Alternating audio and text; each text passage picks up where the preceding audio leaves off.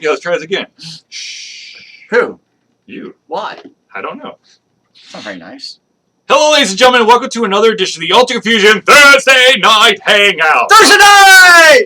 I, of course, am your host, Charlie, and I'm joined once again by the prolific commenter himself, Zealeus. With my fancy new Doctor Who mug, which the TARDIS lights up in its sweetness when it is hot. But yes. I have beer, hence it is cold.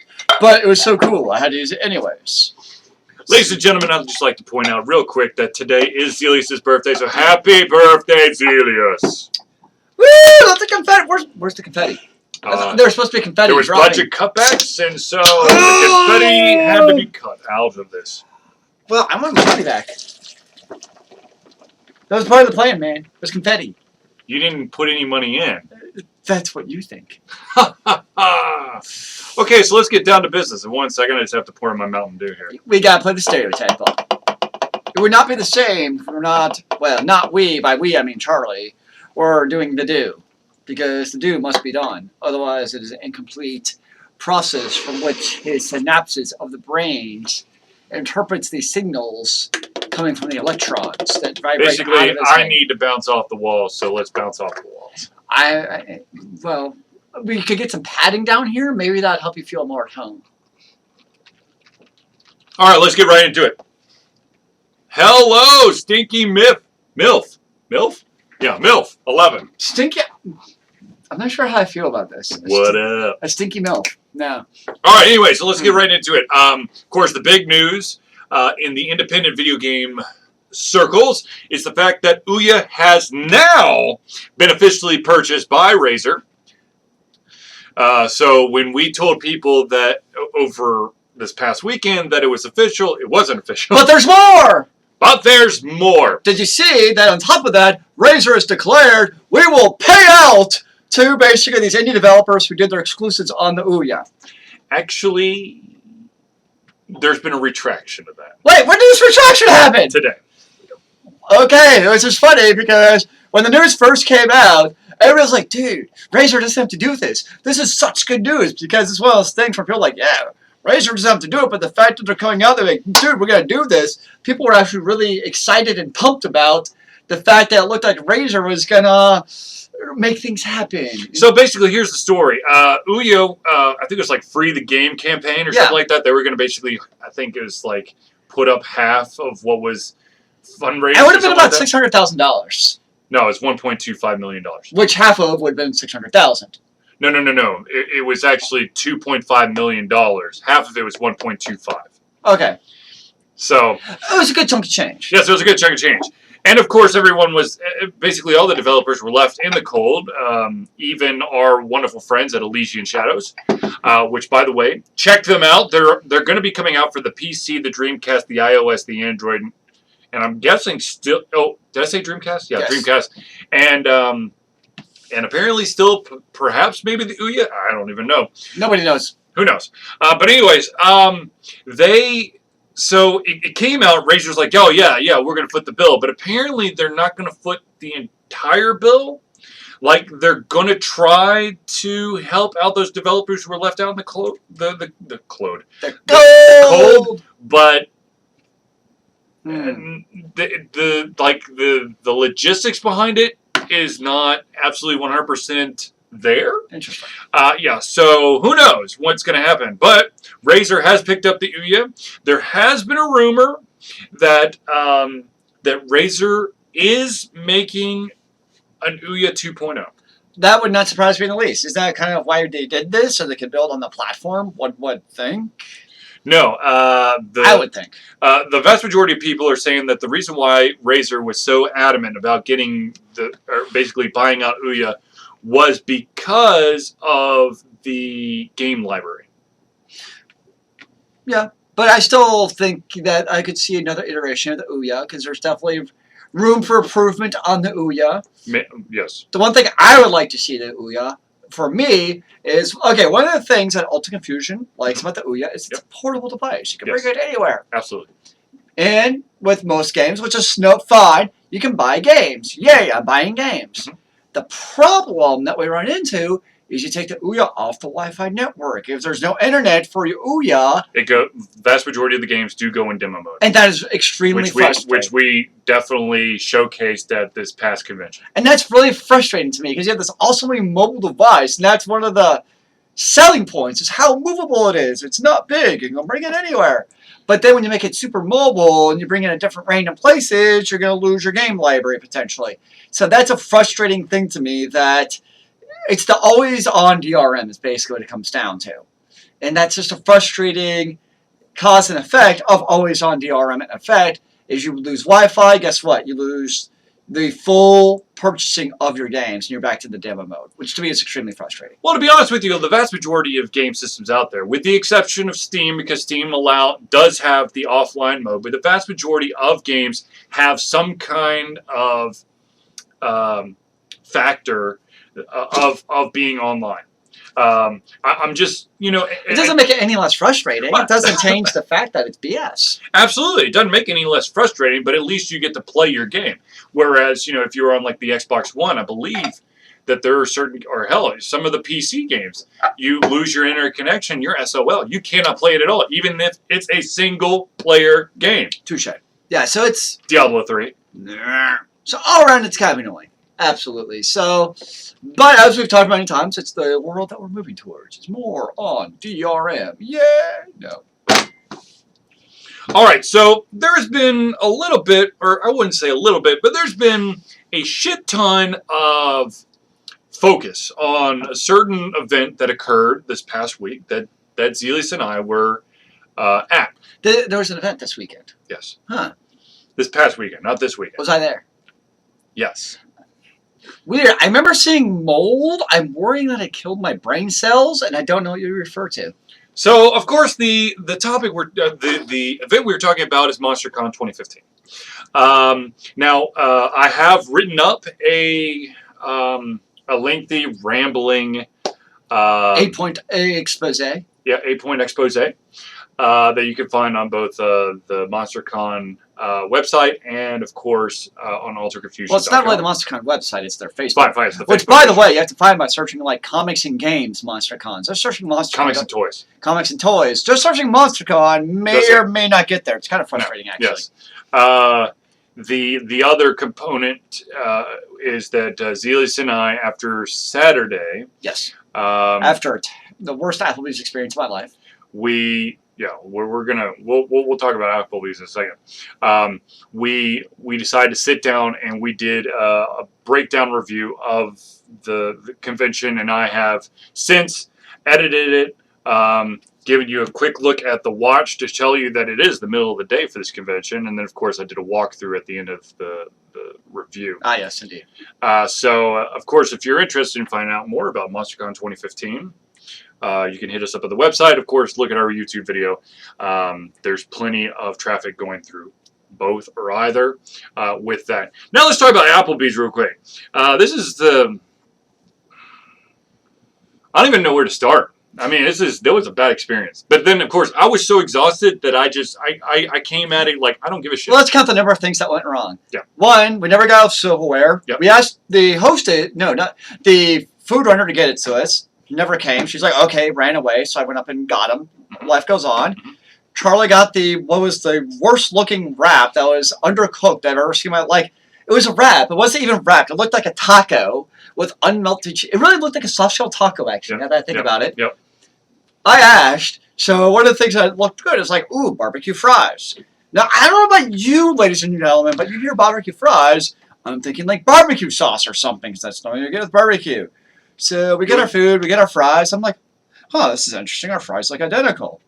So I asked the waitress, and she's like, oh, that's odd. I'll check with the back office staff to see, like, what to do on the barbecue fries. Which the first flag is like, shouldn't the waitress actually know the difference beforehand? But whatever. Sure. So she comes outside, and she's like, oh, I asked, and all it is this seasoning. Puts down a seasoning, and basically it was like 2 cubes of barbecue salt. Like, it wasn't even like little like salt that can actually pour in, like, that was actually cubified barbecue salt, apparently. And yeah, there wasn't a whole lot of redeeming aspects and Charlie's food just looked terrible. I thought that was my idea that night to go to Applebee's, so I take full responsibility for a terrible dinner. Should have just gone back to Outback. You're absolutely right. Outback was much better. But then again, the Applebee's was across the street from the Walmart, so we got beer. A beer! And that's where we proceeded to go back to the hotel, have a few beverages, and talk about MonsterCon. Yes, so MonsterCon. So I think Charlie... Bitcoin? It's a thing. I don't. Are you talking about like the currency Bitcoin? I would assume so. I don't use Bitcoin because I don't really see a need to use Bitcoin. I don't really do anything that would require me to use Bitcoin. I mean, it's here. It's not going away. I know of it. I personally have never had the need to use it, though. Yeah, no. I don't really have much of an opinion on Bitcoin.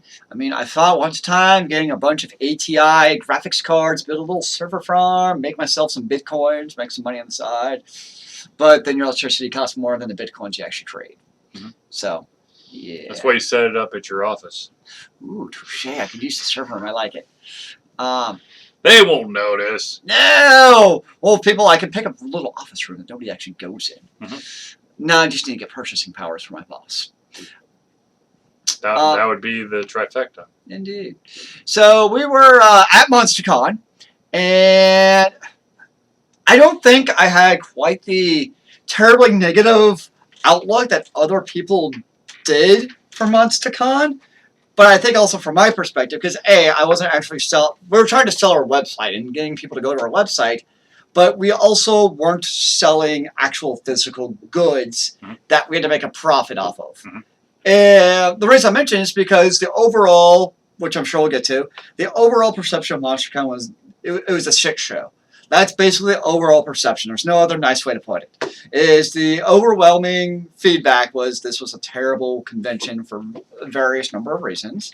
Namely because you walk into it and it's a old abandoned warehouse that has been used in about 7 years. Is this Caesar Dumb and Dumber? Sorry. Yes, it is. It can be. Would you like it to be? I can be... Oh, crap. Like, the only one I can remember off the top of my head is Lloyd. But that's Jeff Daniels. I'll be Jim Carrey for you. Okay, fine. Yeah. I'm not as funny as Jim Carrey, though. Unfortunately. That's not making so much money as Jim Carrey. So it's an old abandoned, crappy warehouse, 7 years. Russian remake. Yes. Absolutely. Abso-freaking-lutely. Let's do it. Let's do it. We just need a couple more actors and actresses. It sounds like, what was that movie that originally got pulled because there's one making fun about assassinating the president of North Korea? The Interview. That sounds like that's what it would be. It sounds like it'd be The Interview. Well, then maybe funnier. I don't know. Because I never actually saw that. But you're not going to be assassinating anyone. Or maybe in the Dumb and Dumber 3 Russian remake, there is assassination. Hey, they went after North Korea. Who knows with Putin? I don't know. Actually, I don't think Russians would give a shit. They're like, yeah, you made a portrayal of assassinating Putin. Cheers, I'll drink my vodka. Let's find the next oil conglomerate overlord to run our country. Yeah. Anyways, I was talking with the individual who's running MonsterCon, and he has verified that MonsterCon is dead as it stands right now. Which is weird because it posted on their Facebook page. It sounded like he was in the full gear mode of doing MonsterCon for the 2016 school year. They're going to do a bunch of other conventions. Okay. Like there's going to be a gun and knife convention in that space. Good luck with that. The fire marshal. Don't piss people. Well, that's the thing. And there's a lot of things where it's like the way it was set up and the lack of whole fire. Like I wonder if that. What do you think? What are the odds that the sprinkler system was ever actually tested? Was there a sprinkler system? There were sprinkler heads. Yes. Yeah, but was there a system? That's what I mean. I've got a fan in one of my bathrooms that's just a fan. It doesn't actually go anywhere. What do you think the odds are that any kind of fire suppression system in that place? Because I didn't see a single fire extinguisher. No. I mean, that place was a death trap if anything happened. Mm-hmm. It just was. It's Whitesnake all over again. Wow. But can you deny? No. With the exception of there was no windows to put bars on. This is true. So the first problem was the venue is just a crap hole, and there's a lot of disorganization and just things falling through the cracks of like organization of tables and having clear like layouts of where people were and where the panels were and labeling rooms. It was just a lot of little slapdash details that all just added up. And I think the single biggest issue was the location of freaking Gaffney, South Carolina. Because, you talked to a lot of people, and I was kind of surprised of how many people were from Greenville or Charlotte. Mm-hmm.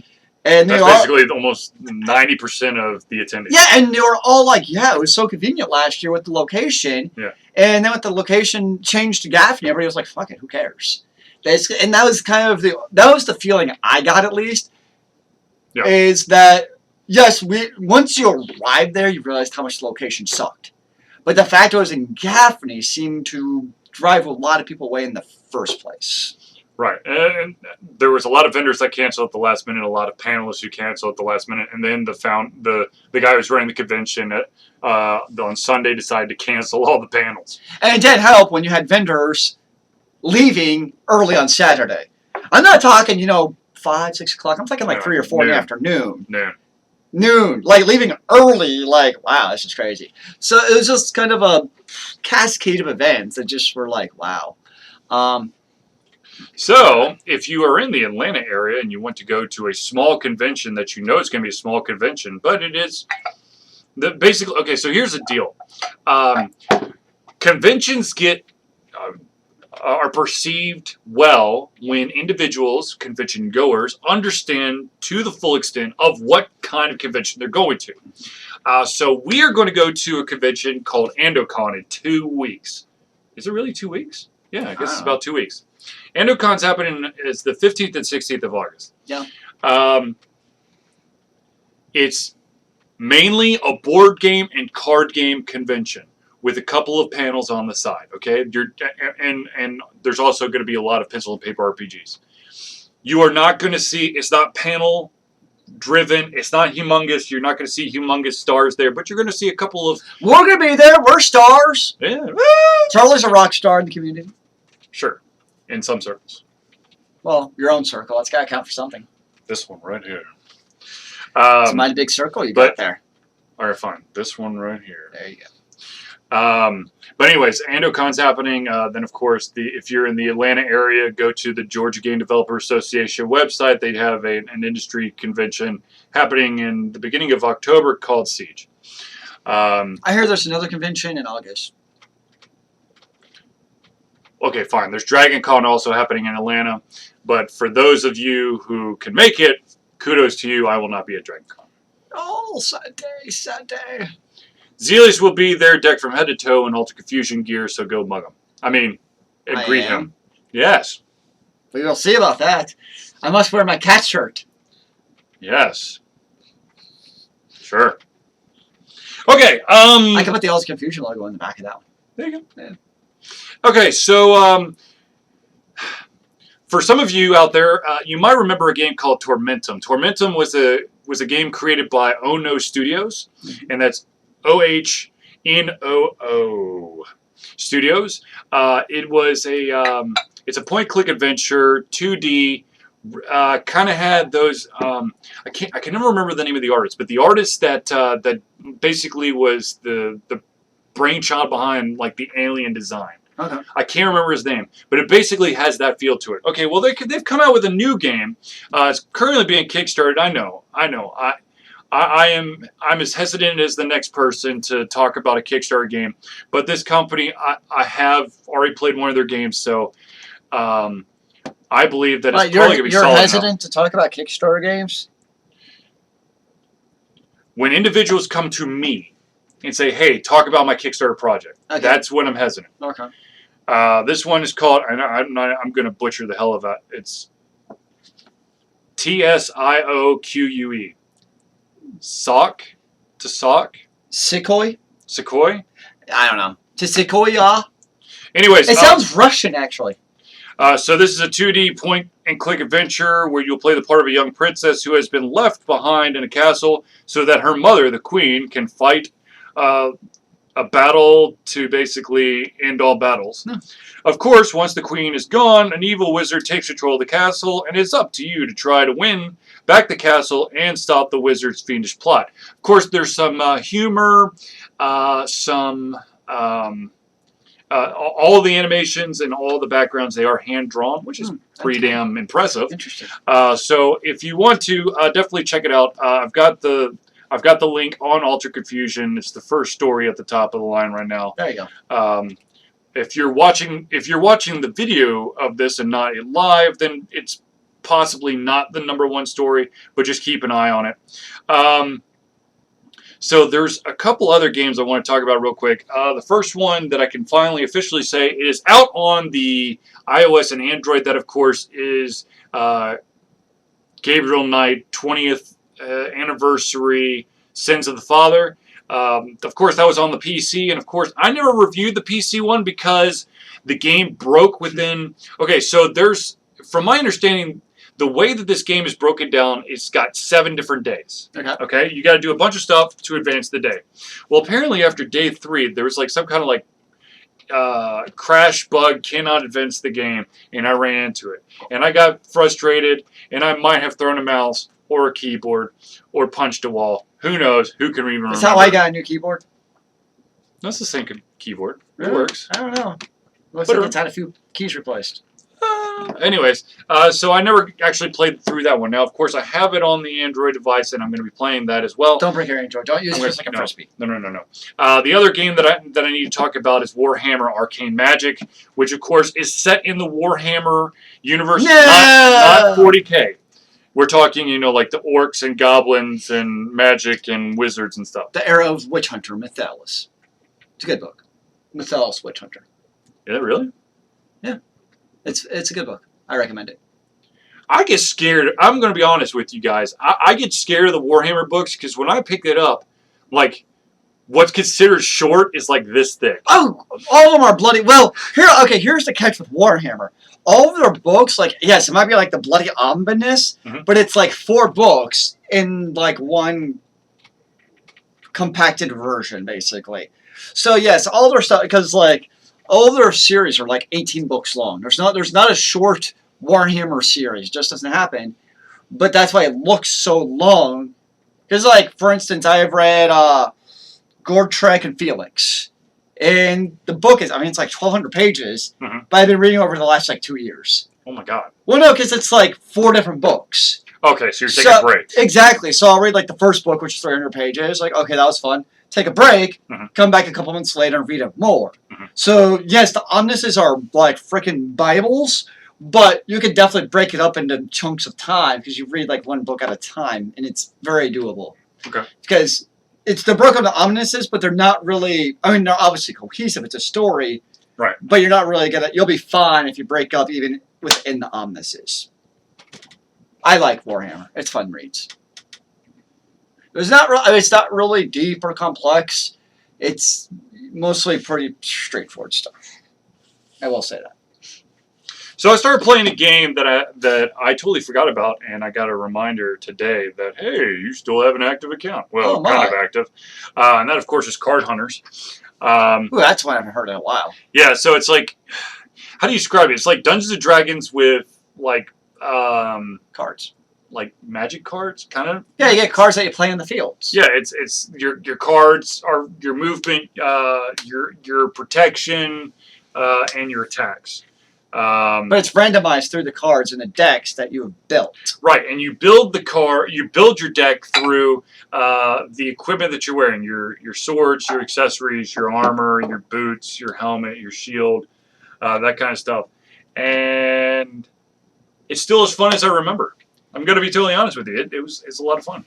The thing with Card Hunter, like, it was a solid game, and I enjoyed playing it.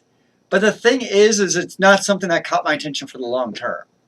Like, I could play a little bit, but it just didn't have that hook for me to keep me engaged for the long term. Right. So the question is, what is our opinion on Cloud9's recent rise to the top of the heap in competitive Counter-Strike global offensive? So Cloud9, I don't know don't specifically know about the Counter-Strike piece of it, but I know that they have been basically going balls to the wall to try to regain their relevance in esports. I know that they stole away in Smite. They stole away Cognitive Prime. I know that because their name from somewhere. They stole Cognitive Prime. They've got. I want to say they have a new backer. Like someone else is there. There's an additional payroller or something, but they are definitely trying to get their name out more. So I'm not surprised to see that Cloud9 is starting to make strides in all of the arenas that they're a part of. I think it maybe also shows the competitiveness in the esports arena. Absolutely. Across all realms, where now some of these are starting to make bigger news, like you see in like ESPN when they've had the what was it they actually showed? I know it was a MOBA, but I forget which one. They showed. Was it Hearthstone? No. It was Heroes of the Storm. I start with H. So Heroes of the Storm, since you showed that. So I think it's kind of like the esports with different companies trying to make a living off of doing that. Right, and of course something that made big news on ESPN was the fact that I want to say that it was League of Legends. A team went undefeated through an entire tournament. Fanatics. F-N-A-T. Fuck, I can't spell. It's never spelled like the normal way. F-N-A-T-I-C-S. It's basically it's Fanatics. Yeah. So. Well, and then they also saw it was not this past week, but the week before that is the esports. Like the overarching organization is teaming up with World Doping Agency to start for one of the upcoming tournaments. They're thinking in October. And that was actually in Counter-Strike Global Offensive was the one that they were using. Probably like Adderall or something like that. It was Adderall. That was the one. So they're going to start doing anti-doping skin tests actually for various drugs. Adderall is probably not going to be the only one because there's other stimulants you can take. Right. The thing I'll be interested to see what the whole anti-doping thing is what are they going to do about, like, for instance, medical exemptions? Because, the stereotype always was growing up, anybody can go to the doctor and get an ADD prescription for Adderall. So it's kind of the idea, and, a lot of the hardcore gamers I knew that was kind of their mentality because they're very obsessive compulsive about being perfectionists in that game that they're playing. So it kind of lends itself towards that type of personality of having some kind of prescription drugs. So you kind of have to allow people to take prescription drugs if it's legally prescribed by a doctor. So it's kind of, how's that going to play out? I would assume that there would probably be an alternatives list.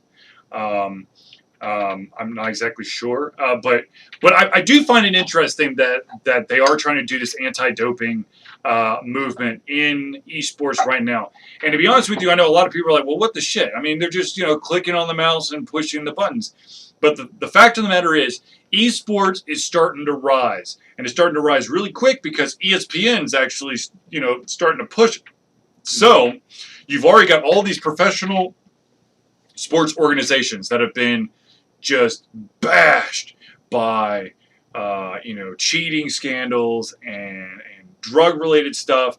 So esports wants the smoothest path to it. So they're getting ahead of the game and saying, hey, by the way, we're already putting an anti-doping mechanism in place to make sure that these individuals are all playing on a well, you kind of go back to the stereotype of like a typical, the typical stereotype of your gamer. Right. Hello, Pixels. Right. Where they're all, misanthropic, misogynist. But it's kind of trying to preempt that stereotype. I've read enough reviews about it. Oh, man, I saw this video review of it. Wait, I probably saw the same one. Fucking hilarious. Was it like some guy's review and he's just absolutely terrorized a new one? Yes. I think I saw the same one. Oh, God, it was hilarious. I've watched enough reviews to know that I'm not going to watch it anytime soon. No. But it's kind of, there is that stereotype in movies like Pixels are definitely reinforcing those types of stereotypes of guys being douchebags, basically. And, antisocial, whatever. So kind of come out and be like, hey, look at us, we're clean and we're not cheating and all that stuff. I think that's a good step to kind of get ahead of that, hopefully. Opinion on Rocket League becoming an actual esport. I have never played Rocket League because that's a console-only game, right? Isn't that like a PS4 game or something? I will look it up. I've read about it, but I haven't played it. I've heard it's a freaking great game. Yeah, I don't know a whole lot, but from what I've read, it's a good game because I don't really play PvP games. It's it's the vehicular soccer game. I saw it played. I'm going to be totally honest with you. I had no fucking clue how the fuck you would play that game. It is on Windows. Okay, yeah. But I've heard because I know people are mentioning on PS4, it's either free or cheap, and people were joking that they've played it more than they play the games they actually purchase on the PS4. But I've heard it's a great game, so it's one I might actually have to check into.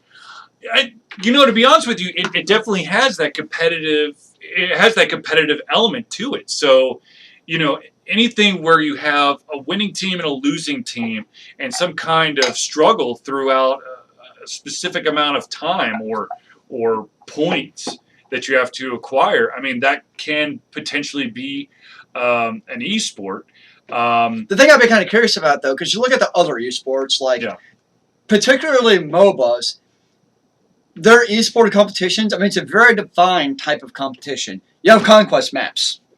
There's your esport. Whereas you start getting into games, sorry,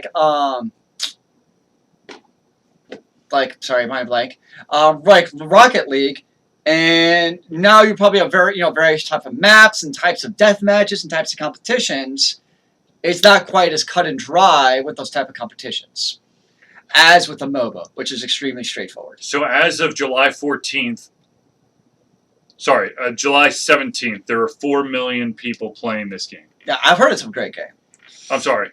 By the end of July, the game had been downloaded over 5 million times and had just under 180,000 concurrent players. And when did the game actually come out? July 7th. That's pretty damn quick uptake. Yeah.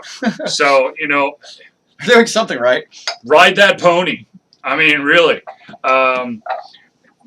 Look, any game that can get into this esports thing, because right now, if you've got a game that has the ability to have an esports component to it, you're going to want it out there because esports is the hot topic. I know that there's a bunch of jocks and crazy sports fanatics. They're going, no! But I'm going to be honest with you. I love me some sports, but I also understand the competition and the commitment that goes into these esports stuff. I mean, these guys are practicing, 8 to 12 hours a day playing the same game. No, like 16 hours a day. I'm trying to be nice. So Zealeus and I went to the Smite World Championship. Yeah. And I'm gonna be honest with you. When I'm watching esports online, it's background music to me. But when I'm there, where I'm watching it live in person, holy shit, I am swept up in it, and I'm screaming, I'm hooting, I'm pumping my fist, and I'm cheering my ass off for Cognitive Prime, now Cloud9. Yeah. And, I mean, it's fun to watch. I wish I had the mad Twitch skills to be a great PvP player, but I'm just not there. I'm past my prime, man. Past my prime. Now, of course, there's going to be a wide variety of games that are going to be filed underneath the esports, and you're going to have competitive tournaments. But there are probably going to be just a handful that get elevated to the point of being televised. You're talking League of Legends. You're talking Counter-Strike maybe. I don't know about Counter-Strike. That one maybe not. But League of Legends, Dota. It's been. If Steam throws their weight behind it, I can see it happening. Yeah, absolutely. If Steam throws his weight behind it, then there's gonna be some crazy stuff. But Dota is still. I mean, not Dota. Sorry, LoL is still kind of the established esport right now. Absolutely. Which you can obviously change.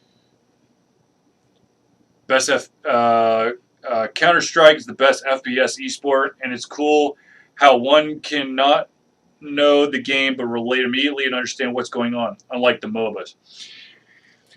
I think it depends on what audience you're talking about, because you're looking at, like, let's say ESPN.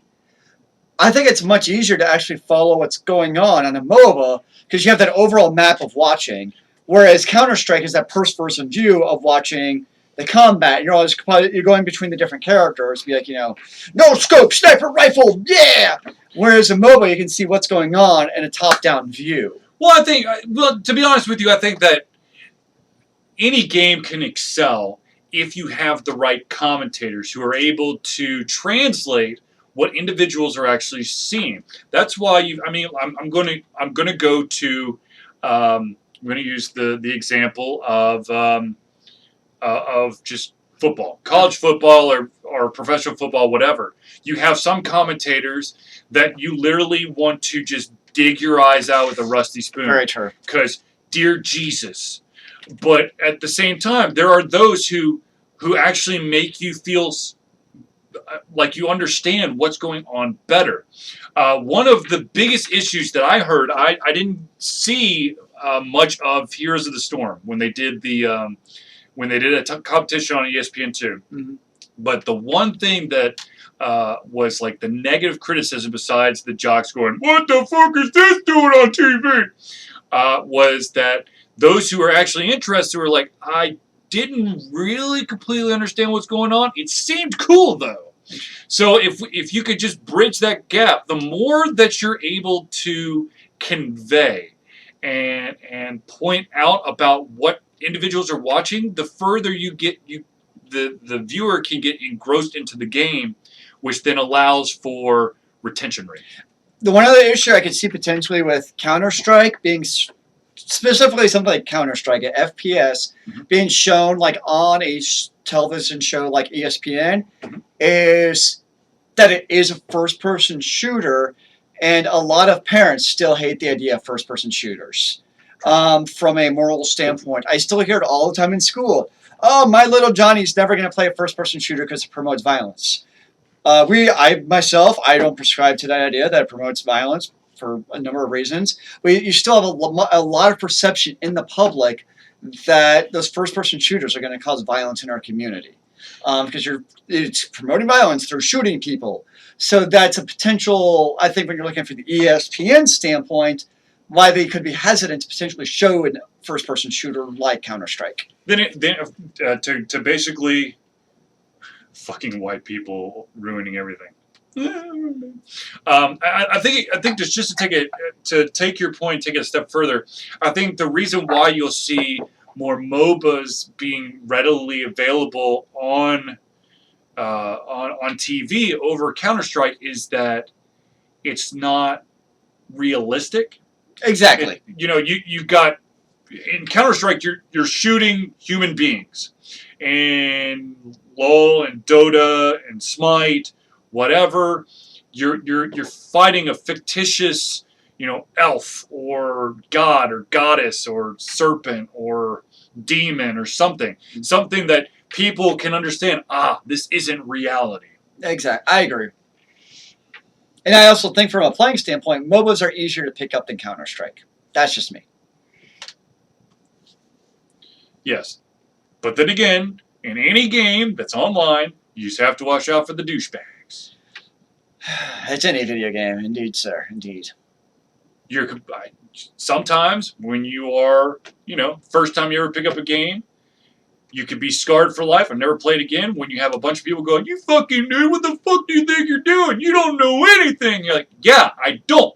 Well, if you spent like hours on YouTube watching tutorial videos before you went and stepped into a PvP-oriented game, this would be a problem. Yeah, I'm hands-on. I'm not being serious. I can't just be like, it's like a textbook. I could read a textbook all day. I won't retain any of it unless I actually do something with it. You need to go act out the Civil War so you remember what happened? No. Okay. That one has been bashed in my head enough. Oh, there you go. Many years of social studies, indeed. Yeah. Yes. Anyways, shit. Where the hell was I going with this? I never know with you where you're going, Joe. Yeah. It's always a torrent of craziness. Well, if you, the audience, have any subjects, topics, questions, comments, whatever, you can, of course, throw them at us at any time.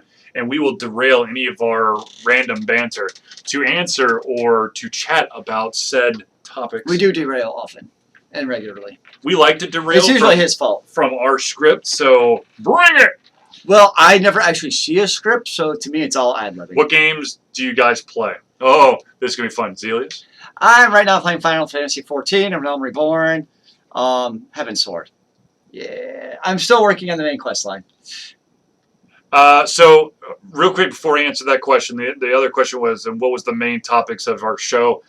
Today, it had to deal with a convention Probably that went MonsterCon. very, very wrong, and how to build it could be like a research paper. How to build a convention up to people like, and then bring it down to shit the following year. That's basically what it was.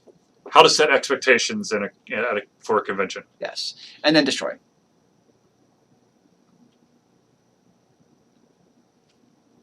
Yes. That's a good idea. And we will do that next week. I like that. Oh, brilliant! Okay, so the game that I'm playing, games, really. I just finished a game. Okay, so Ultra Confusion is an independent video game review website. We review exclusively independently developed games. We do talk about a wide variety of topics during our Thursday night show. We have this every single week. So the games that I play are independently developed. The game that I just finished is a game called Traverser. It's actually it was actually published by Adult Swim, which blew my mind because I'm like, holy shit, Adult Swim. It's an awesome game. It's a puzzle-based game. Hector. I feel like I know that game, but I cannot place it. I do not know that one. I've also been playing a game called Galactic Inheritors, which Are you still not having fun with it? I am really dreading this review because so it's like it's like a turn-based strategy game. It has all the complexity and elements you want, but it's not fun. Oh dear God, it's not fun. Oh dear God. I wish I could help you out with the fun aspect. Another game that I've been playing is a game called Gunpowder. Gunpowder, of course, is created by Rogue Rocket Games. You've already played Gunpowder. Hello, Error Macro 7. The 7th. When I play independent games, I like to play them in Linux. Just feels the right. True freedom of games. Damn you for showing me up. I like it. I think we need to install Linux partition when we're done tonight. Oh dear God, no. My computer has enough problems as it is. I don't want to mess with partitioning anything. It may never come back. This is true. Let's see here. Hold on, I have to cheat here. No, I'm going to be honest. I've never actually gamed on Linux. Best independent game of 2015 so far. Ah, come on. Oh, this is easy for me. Sproggywood! Yes, Sproggywood. So Sproggywood is a game that I got into about 2 months ago, and basically it is a turn-based RPG. It's by Freehold Games. Thank you. It's available on Steam and your mobile devices of every variety. The reason I like it is because it takes, you sound, RPG, turn-based, very simplistic. It kind of takes fairly simplistic mechanics at their core, but it adds a whole contingent of actually pretty good strategy to the game. Because you also unlock 6 different characters with all 4 different pretty unique abilities. And depending on what character class you play as, and as what weapon and armor you choose, will drastically change how you play that level. And it's kind of that variety, and you can play one level of the ninja, or the thief, I'm sorry, and then you go to the next level, the same level, and you play it as a wizard. It's 2 completely different ways to play the same level. So it's kind of variety among the classes that I'm really enjoying. And it's one of those games where a lot of RPGs, to get into the habit of using the same ability one over and over and over again, because it's your OP ability. Yep. Whereas a lot of times in Sproggywood, with your character, you really need to use all 3 or 4 abilities to successfully beat the stages. Absolutely. So that's why I really like that game. It's just a lot of good, simplistic mechanics, but it gets pretty good complexity to have a successful strategy. So that's definitely my game. Okay, so Sproggy Wood is definitely hands down the best that we've played this far. If I had to go with the second game, I think it would be the game that was probably the most popular at a convention we went to recently back in March, and that of course is Guns, Gore, and Cannoli. It's a single to multiplayer co-op game where you are a kind of like hitman for hire. You're Mafia, man. Mafia man, and you have to kill lots and lots of zombies. You have a ton of different weapons to play around with. It's a very solidly made game. It's a hard game. God, yes. What year was... Okay, when was... Okay, that other game that we were playing at MonsterCon, it was the shoot 'em up game, where like you go hide behind stuff and you're strafing the whole time. Meltdown? Meltdown. That's another fun game. It's a purely action-oriented game. It reminds a lot of people of Smash TV. If you don't know what Smash TV is, it's a game back from the 90s, and you're just a guy staying in the middle, and you're firing, you're a gun, and basically literally hordes of endless ways that enemies are coming at you. It was a console game back in the 90s, fun game. Smash TV, this game, I just named it, and I forgot. Meltdown reminds a lot of people of that game while we're playing it. It's a fun game. Another game where you level up, you get different abilities, better weapons, etc. But that's another fun, just go rapidly shoot people game. It's by Phenomenon Games. And... Okay, Mr. Nakamoto Satoshi. Okay, the reason is, okay, so this is a Doctor Who mug, and today is my birthday, and this great man over here gave me this Doctor Who mug. And you can't see it now, but if you put a hot object inside of it, named like coffee, 2014, because I drink coffee every day, it becomes the white TARDIS, and you actually see the TARDIS. And I want to have the effect of my coffee mug, plus my wonderful Leffe beer, into one. I normally don't act like such a tool in drinking my beer, but tonight I am. And I'm just drinking Mountain Dew. Yeah. So yeah, Meltdown's another fun game. 2014, but hey, whatever. I'm behind the times when it comes to video games. Always am, always have, will be. Actually, the other topic we were talking about early in the show, actually the one we opened up on was, of course, Razer officially buying the Ouya. Which we care about because the Ouya is great for playing and reviewing independently developed games. Yes. So. Well, supporting independently developed games. Well, they don't actually develop. Supported. Okay, fine. Supported. Past tense. Mm-hmm. So yeah, video games. Indeed. Damn, I had something. Oh wait, did you actually? Okay, so you said Guns, Gore, Cannoli. Yep. And that's how I mentioned. I honestly was not a big fan of Guns, Gore, and Cannoli. It reminds me too much of Contra. I just don't like. But it wasn't as difficult as Contra, though. This is true. Not the one thing Contra. that I wish that Guns, Gore, and Cannoli had was the ability to change the angle of your shot. It was always straight in front. So if you jumped, it hit. It basically just kept that line.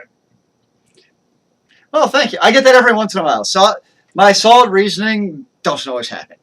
Half the time it's kind of sketchy at best. Yeah. I don't know. It's just that endless. Well, it's funny because I was just mentioning I like Heatwave because it's endless waves of enemies. Meltdown. I keep on saying Heatwave. I don't know why. Meltdown. That's a Transformer rescue bot. I've been here too much watching Transformers. I know. Whereas Guns, Gore, and Cannoli is just a different kind of onslaught of enemies that just is more tedious and frustrating than fun. But it's relatively easy to pick up, though. Oh, it is. Okay, I think what actually did annoy me is my experience with Guns, Gore, and Cannoli was mostly at a convention a couple of months ago called MomoCon. And it's one of those things where you play co-op, which is great, but the problem is, if you get somebody who doesn't play the game very well, it just pisses you off more than anything else. Right. And I think that happened a lot more was my problem as playing, and other guys would join in, which is finding great. But when they weren't very good at the game, it was just more frustrating to me because it just hindered my ability to progress in the game more than anything else. Except for that one guy who was just a natural savant at video games. Actually, there was one issue with Gun Scoring Cannoli that you bring it up. To add an individual into a game, you had to exit back to the main menu. You couldn't just hit A to like... The classic arcade style. Yeah, you couldn't do I think that. it's like arcade style joining. Yeah. Which now I want to go play X-Men for the arcade for some reason. Because that's the first game that pops to mind. Yes. It's a solid game. Or Teenage Mutant Ninja Turtles, TMNT. Turtles in Time. Dun, dun, dun. And we just aged ourselves. Hey man, something wrong with rocking out the arcade. Your parents would What's go to an arcade? You go to the arcade and your mom gives you $5 bill to go get quarters, and you go down to Tilt on the first floor perimeter, and you try to make that $5 last. Yeah, those were the days. And then you have the quarter challenges at Mortal Kombat. Except for I sucked at Mortal Kombat, so I'd play Street Fighter. Because Street Fighter could be a very successful button masher. Actually, my fighting game of choice, of course, will always be Guilty Gear, because there's the one-hit kill. I thought it was like the Fighting Panda game. How old are we? Old enough. Too old. Yeah. I'm old enough to be drinking Leffe. No, okay, fine. If you want to go to the fighting game that I actually learned like every single move in, that of course is Brutal Paws of Fury. See? For the Super Panda Nintendo. It wasn't a panda game. Well, there was never a panda in there. Wait, Paws of Fury. That's like a panda. That's not a panda. Panda have paws. Those sound like sad days. You actually had to leave your house. Yeah, there's this thing called natural sunlight. I don't need no vitamin D, bro. It's overrated. I know, or Hot Seat. Okay, one of our favorite games of all time. Mm-hmm. Go back in the day. Mm-hmm. Wasn't it called Cyber Dogs? Yes. Cyber Dogs. It was a co-op game, It was freeware. but it was Hot Seat co-op, which means that you're both playing on the same freaking keyboard. One person would use WASD, the other person would use the arrow keys at the same time. It was glorious times. It was glorious. I miss those days. I miss the days of hot seat, and I miss the days of split screen. I understand that a lot of game developers are like, well, it really messes up with the pixel rate and all this stuff. Bullshit. You just want to sell more games. But at the same time, as we get, become old fogies, we have family, it gets harder to meet up with bros. Having online gameplay can make facilitating online video game play a little bit easier too. Yeah, but at the same time, I'd rather have people actually visit me in person. I don't understand why you want people to visit you in person. They're just going to drink your beer and eat your food. Like you do. Exactly. Yeah, I'm okay with that. Yeah, well, something's wrong with you, clearly. Anyways. Yeah, I miss the arcade games. One of the biggest issues was that the arcade was advanced technology, and now it's you could have. You know what I also like the arcade games? Okay, games like Sproggywood and not Heatwave.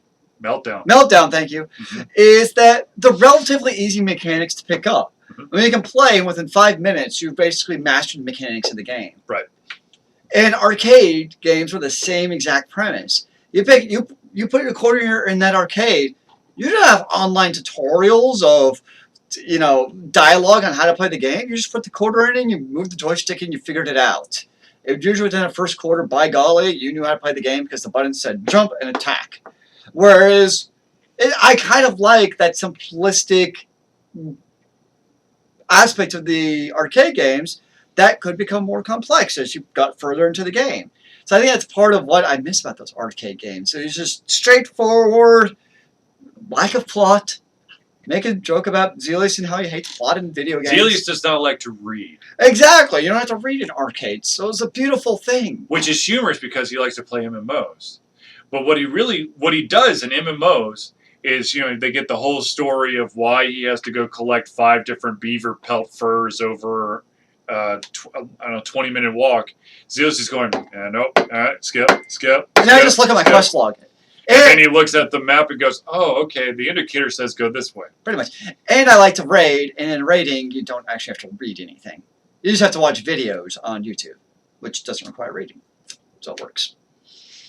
Touché. If anyone's curious, my MMO of choice is Defiance. Which is a fun game.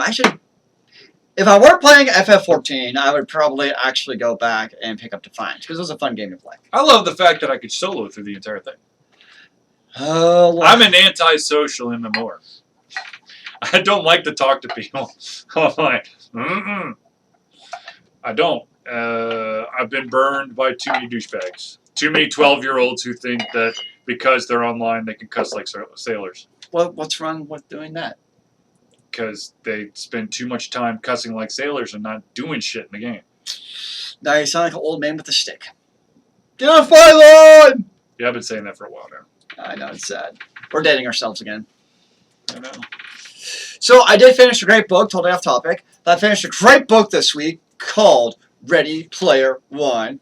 You finished it. Awesome. What? You finished it. Awesome. Yeah, it's a spectacular book. I don't want to say too much to give away the plot because the plot's great. But basically, it's set in a future world where basically the idea of virtual reality immersion has become reality, and stuff happens. And it's just a wonderfully well thought out world. It, knock on wood of wordplay, but the author does a great way of immersing you in this world. The way he describes it, you feel that you're in that actual world of this virtual reality environment that he's created.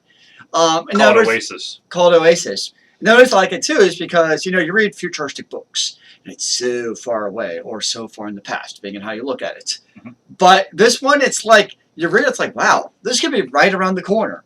I mean, this could happen a decade from now, the way this book reads. Mm-hmm. And that's one of the reasons I like it, is it's very relevant kind of to the world that we live in. I mean, it's not like a social commentary. Well, I guess it kind of could be, actually. But more you think about it. But it's a great book. And if you like video games, definitely go check it out. It's a really great book. I think it's going to be made into a movie, too, or something. The one question is, because of all the 80s arcade references, the thing that everyone's curious about is, because it's all licensed stuff, yes, how much will they be able to put in the movie? Which is a great question because that licensing of those 80s games directly influence, I mean, that's the plot line. Is that a lot of the references that you're making? Right. So that is a great question. I'm being intentionally vague to not give away the plot. But yes, it makes a lot of pop cultural references, not just video games, but also movies and music to our hallowed 80s.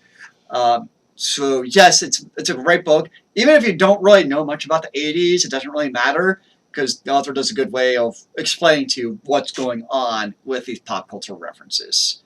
Go watch War Games first now. Okay. You talking about virtual reality brought something up. There is there's a talk, a rumor, an opinion that's starting to circulate the internet, and that, of course, is Nintendo's last hurrah. A lot of individuals have come out and said that this upcoming console, not the Wii U, but the following Nintendo console, may be Nintendo's last, simply because they've been basically behind the 8 ball for like at least a generation and a half now. And what a lot of people are coming out and saying is that the only way, I guess, the ace up Nintendo's sleeve is they go all in and do a VR console. Which, on paper, I agree with. Because I think if it's just another gaming console, people are going to look at the PS4 and Xbox One, be like, why am I buying the Nintendo puke? I don't know. Because Nintendo does weird things with their naming schemes. And yeah, you're right. I think, and also because PS4 and Xbox have been out long enough at this point, and we know Nintendo has never been a number cruncher. They never come out with the high-end specs for their consoles. Right. So Lord knows it's not going to be ahead of the Xbox or PS4 in specs. So what incentive are you actually going to have to buy another Nintendo console at this point? The problem I potentially foresee, the Nintendo has always kind of been more of the party/younger audience demographics. Not always, but in the past 2 iterations. You're right. Their current move has been that way. Right. It just has been. Right. And the question is the virtual reality, whether or not you like it or love it, is it oriented for what has been their target demographic in the last couple of iterations?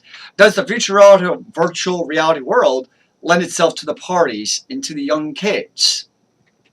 I don't think so. I don't either. And I think, so I think Nintendo's got to make a change. And that's my question: is can Nintendo pull off the virtual reality? And I think if you look at the Wii, we've seen that yes, Nintendo can pull off doing something revolutionary with their technology. Mm-hmm. But are they also going to be able to pull away from what the demographics have been going after the last two generation of consoles? And that's a pretty big drastic change in two different regards. To do all of that for one generation of consoles. And that's a pretty seismic shift to make for a company when that's your bread and butter and that's it. Well, look at but then again, they've sort of already done that. I mean, look at the change from the GameCube to the Wii. But the GameCube was definitely a party console. I mean, look at Super Smash Brothers, and that was like the party game. Are you saying that you would not want to be in the head of Kirby doing a Smash Brothers game? There's nothing wrong with it. It's just the reality. When you look at like the Mario Kart games, Mario Kart. Think of the party games. And Mario Kart would be fun in VR. But the thing with VR, do you need to be in the same house to play VR games? They're party games like Mario Kart and Super Smash Brothers rock when you're playing like right there in your basement and you can kick each other in the face when you piss them off enough. All right, but here's the thing. Here we are talking about the fact that everything's going, there's no more hot seat, there's no more split screen. To be honest with you, we totally left Nintendo out because Nintendo actually still follows that. This is true. So, are we saying that Nintendo finally buys into the new corporate motto of everyone has to be by themselves in order to have fun? That's what I mean. That's what I think, because I don't see... Because here's the problem with the virtual reality helmets, is we know they're going to cost a chunk of change. Yeah. Which, in itself, I don't think is a hindrance. I don't think people buying one virtual reality helmet is necessarily the evidence towards success. What I could see is what happened with the Wii U, where people aren't going to buy 4 of these helmets for their household. You're not going to see people buy multiples to have that party at their house. Right, people would have to bring the helmets over. I don't see people bringing their helmets over. That's the thing. Consoles worked for the party element because people had the 4 Wii chunks and the 4 remotes. And people were ready for those parties. I don't see people bringing over their virtual reality helmets. Because now you also have to assume that all of your friends own the Nintendo console, which you're not all going to. So it's not only... So that's almost a third seismic shift in Nintendo's strategy, potentially. But after we go back to the online culture, really embrace online instead of the hot seat, which they've been doing an awesome job at. So what you're saying is that if they come out with a VR system, we should go into the Nintendo VR helmet rental business.